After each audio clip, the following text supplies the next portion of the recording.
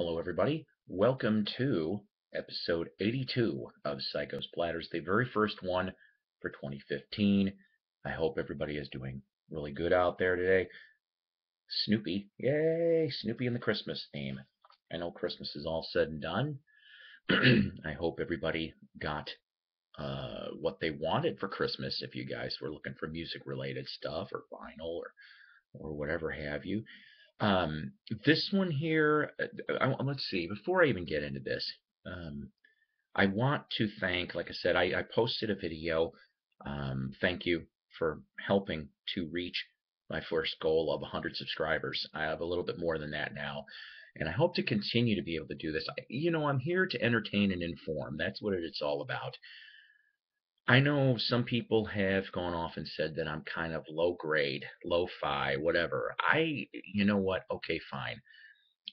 Finance dictates. I'm eventually I want to have a better show. I plan on it. It's not going to always be like this, but I want to upgrade things. It just takes time, guys. I'm sorry. It just does. So, like I said, I'm working on it. But what I wanted to say is that thanks, like I said, to the 100 plus people that have been loyal and have been here for all the various videos that I've posted, which if I remember correctly now is over 200. I have over 200 videos on my channel. Obviously, 82 of them are Psycho's Platters. I also have some etc. shows. If you haven't seen those, some of those are interesting. And then, of course, concert videos, which hopefully I will be able to start attending some things in the spring and be able to pass them on to you guys too. So here's the thing. This episode here is actually going to be musical hodgepodge, okay? No vinyl in this one, but it's other music related stuff, okay? I do have some vinyl, but I'm going to save that for next episode. Maybe get a little bit more between now and then to pad it up a little. But I don't know if anybody really remembers in 81 from last year that I mentioned that I ended up finding a mini find at a thrift shop a couple days before Christmas. Well, I'm going to go off and I'm going to show you not only that stuff, but a couple other little odds and ends that I have picked up maybe in about the last 4 to 6 weeks, okay? So, my buddy Doug Fields, I've told you about him before. Doug and I were at the same resale shop, okay? We ended up getting um, our own little mini finds, okay? Now, the one, like I said, in this area where I live, there's about 5 resale shops within about a 20-minute distance in a circle, okay? So I call it the circuit. So I usually do the circuit at least once to twice a week, depending on how much time I've got. So I wasn't at this place maybe a couple days, and he beats me in there by about 10 minutes. But as I'm noticing, there is stacks upon stacks of brand new CDs, okay? And I buy CDs. I still buy CDs. So let me go off and show you what the heck I got out of all of this. Now, I had to behave myself a little bit because $2 a crack. I only had so much money. I know he said the same thing too. But I found, and Doug helped me find some hair metal that I needed to, and a little bit of odds and ends. Where do I want to start here? Okay. How about? Are you a Motley Crue fan? I'm a Motley Crue fan. Okay, I am. But this album I'm going to show you, you're either going to love it or you're going to hate it, but it's underrated. Motley Crue's Motley Crue from '95. Now, there's the front, there's the back. I like this album, okay? For you, for you Motley Crue fans, this is the only album that never had Vince Neil. It was John Corabi, who originally was in a band called The Scream, and he ended up taking over for Vince after he quit in '92. It's like, okay, fine. This is a little bit of a harder sound. If you've never heard tracks off of this, Hooligan's Holiday is my favorite off of here, okay? Uncle Jack is another cool one. It's a little disturbing, though, subject matter wise, but still, really damn good CD.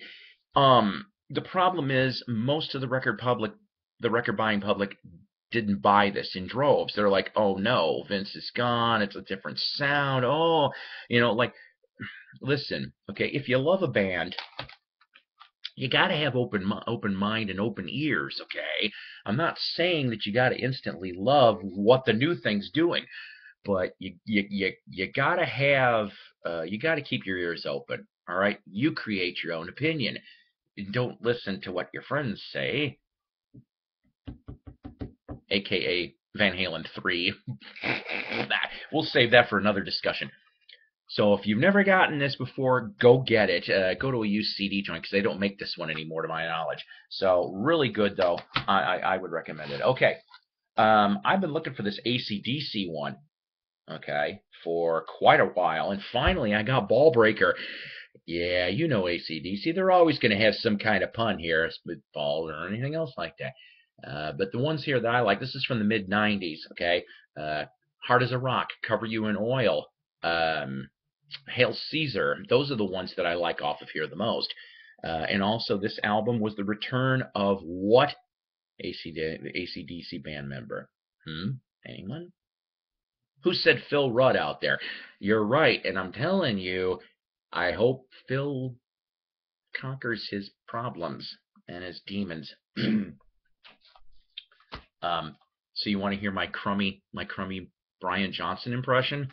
See if I can do this today. My throat's a little off. Oh!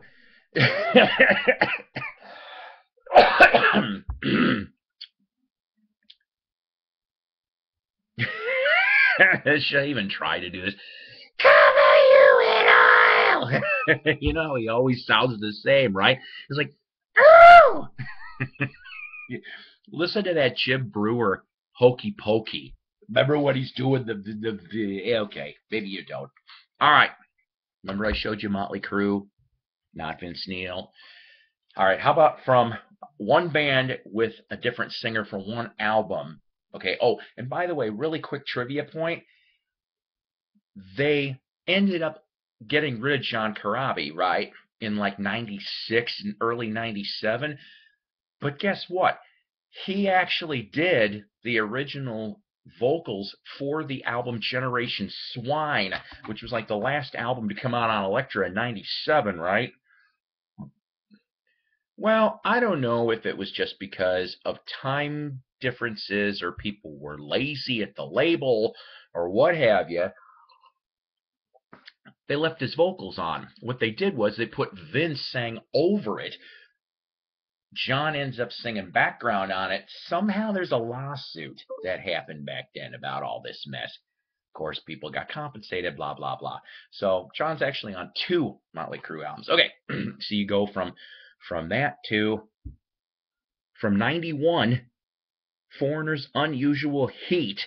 Now, I like this album, okay? This is the only, I should take this back, okay? In the classic lineup of Foreigner, in the sense, okay, because we all know that Lou Gramm hasn't been with him since 2003, but from the band's beginning to 2003, he was the only other guy in here, other than Lou Gramm, and that's Johnny Edwards. Johnny Edwards ended up, he got his start in a couple bands. The one that's coming to my mind is King Cobra. He was in King Cobra for the 3rd album. I've got that on vinyl somewhere. He's got a good voice. He really does. This one here, of course, like I said, from 91, the one that got played on the radio a lot back then. And no, I don't have a Johnny Edwards impression, but Low Down and Dirty. But if you've never heard it on YouTube, it's like, Low Down and Dirty! I don't know. So, you've got that, and then I also like on here, and I didn't know they did a video for I'll Fight For You. I always liked that one too. This one was good. after this album got done, original drummer Dennis Elliott left, and within, I want to say, like right after the tour, because there was a tour with this, Lou Gramm came back in '92. Try to find this one. Like I said, go to your used CD store because um, I know that they're reissuing the Foreigner albums, but I don't know if this is one of them in the catalog. So, okay, got myself a really nice, beautiful version of AC/DC's Back in Black. This is, of course, the one on the Epic labels. So, I mean, you've got it's really nice. The whole you got a lot of nice pictures here. I mean, this is the album that saved their ass. Brian Johnson and like everybody just was a trooper, and this album is worth its weight in multi-platinum. No lie on this. Now, um, out of these though, I was told Bon Scott did drumming demos. This was like a loose jam demo type thing, okay? But I'm led to believe that he's possibly involved in 3 of these songs as far as for lyrics are concerned. I hope I'm getting this right, but I Have a Drink on Me, I think is one of them. Shoot to Thrill, and I think Let Me Put My Love in You. I think he might have been involved in those. Not entirely sure, but really super clean copy on that one. Now, this next one, I wish I could tell you to go from multi-platinum to barely any sold. From 2001, Aerosmith's Just Push Play. I bought this damn album 14 years ago off of my hearing Jaded. Remember that song? Oh no, I don't know how to sing Steven Tyler, but it's like it's so jaded. Now that was that and Pink. Pink was amusing. It's kind of childish, but it was amusing. You know, with lyrics like "Pink is my favorite crayon," "Pink is the color of the sheets that we lay on." The only reason why I ended up getting this is I don't know if you could see this. This is a Best Buy exclusive CD back then. I didn't even know they did exclusives back in 2001. No, wait a minute. That's not true. I'm an idiot. I bought a Ringo one from the 90s, so never mind, my bad. But what I'm saying is I didn't know that they had an edition with a bonus track attached to it, which I'll have to confess I have not listened to. It's called Face.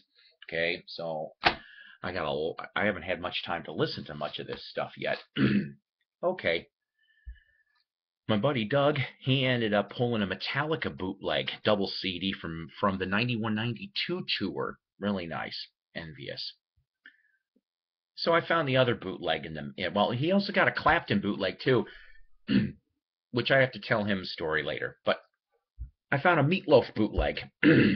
Yeah, I didn't even know they did CD bootlegs. This one here recorded live during the Back to Hell tour at the Hudson Theater in New York in '93. It was released in '94. I'm not going to tell you all the tunes, but it's basically all the great songs from Bat Out of Hell 1 and 2. Okay, and here's the thing. I think I mentioned one time that Meatloaf was a one album trick pony. That's not entirely true. I like Bad Out of Hell 2. It's Bad Out of Hell 3 that I wish would go back into hell because that one just was okay. A nice remastered of AC/DC's High Voltage, also from Epic. You know, Epic did a great job on this stuff. Look at these pictures. Look at it with the booklet and everything. Kind of fantastic. Of course, I'm going to tell you something. Yes, I'm glad Brian helped to save the band, but I'm a Bond man. I really am. And of course, off of here, it's a long way to the top if you want to rock and roll. I love that bagpipe. How many songs other than Dropkick Murphys uses bagpipes? Seriously, I don't know any other one than this. If I'm wrong, post a comment because I want to know. I'm curious. Maybe did Nazareth? Maybe Nazareth did one too. I wouldn't be surprised. The Jack Live Wire T. Yeah, I can't sing it. And and high voltage. Also, I thought this was really, really cool. Okay, I can't seem to. I have the old Jewel box somewhere lying around, but I found the new remastered double CD Pink Floyd The Wall. Not only that, it's got the Walmart sticker of almost $20 on it.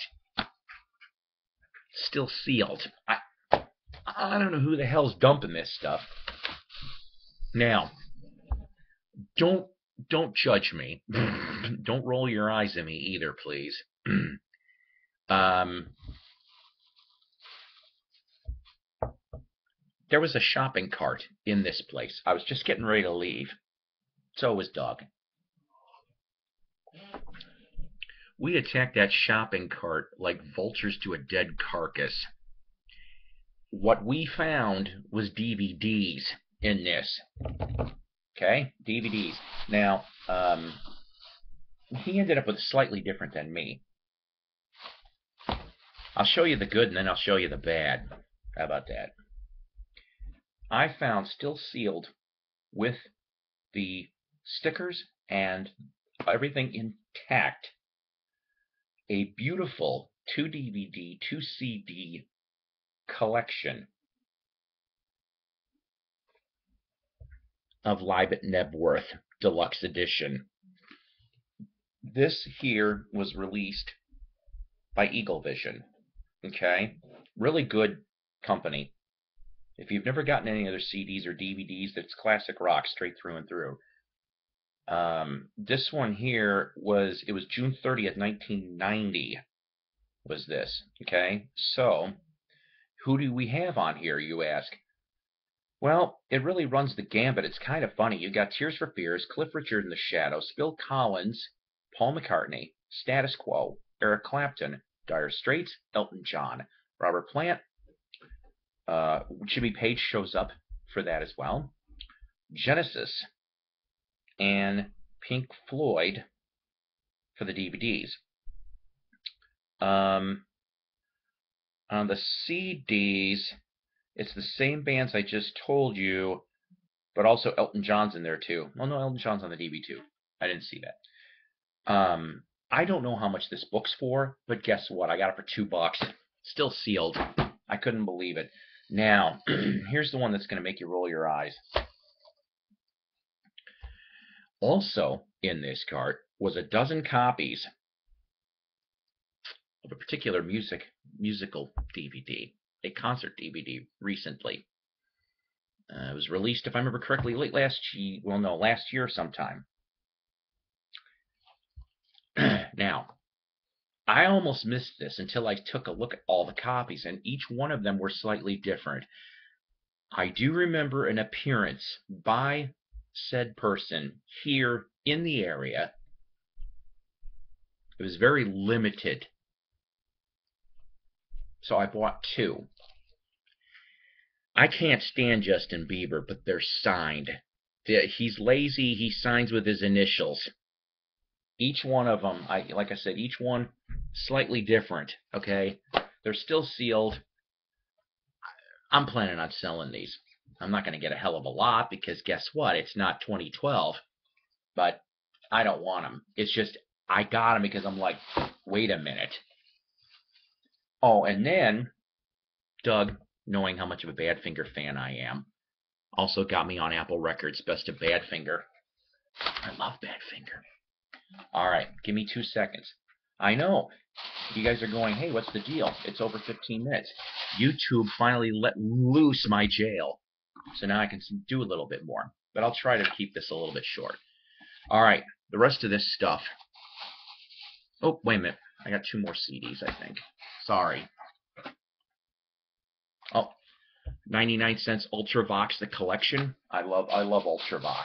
If you don't know who Ultravox is, they're 80s synth pop. And Molly Hatchet's Devil's Canyon. This sucker's out of print. This is from '96. Okay, it's an import, and it was also the last Molly Hatchet album with the original singer Danny Joe Brown, because he died. Well, he didn't die in it, but I mean, he got too sick. He's only on 3 tracks. So it's still cool that Danny Joe's on there because, well, whatever. That's another story. All right. Okay, so what did I end up getting? I found, for $1, Stuttering Boy, the autobiography of Mel Tillis. Now, I've seen this book before, but not autographed. You see, Mel was involved in Branson at one point or another, so that's what leads me to think, and considering that book was written in '84, good job on that part. Okay, how about an odd piece? You want a little bit of an odd piece? I could not pass this up for $1. This was at a Goodwill a few weeks ago, just standing there with the pile of records. I'm like, what the hell? Now, it's not in the best of shape, but this was what I saw the front of. Now, anything that's going to have Elvis, you know damn well I'm going to get this thing. Now, as it says here, Elvis, specially priced 4 LP gift box set, includes something from Elvis's wardrobe. Something from Elvis's wardrobe?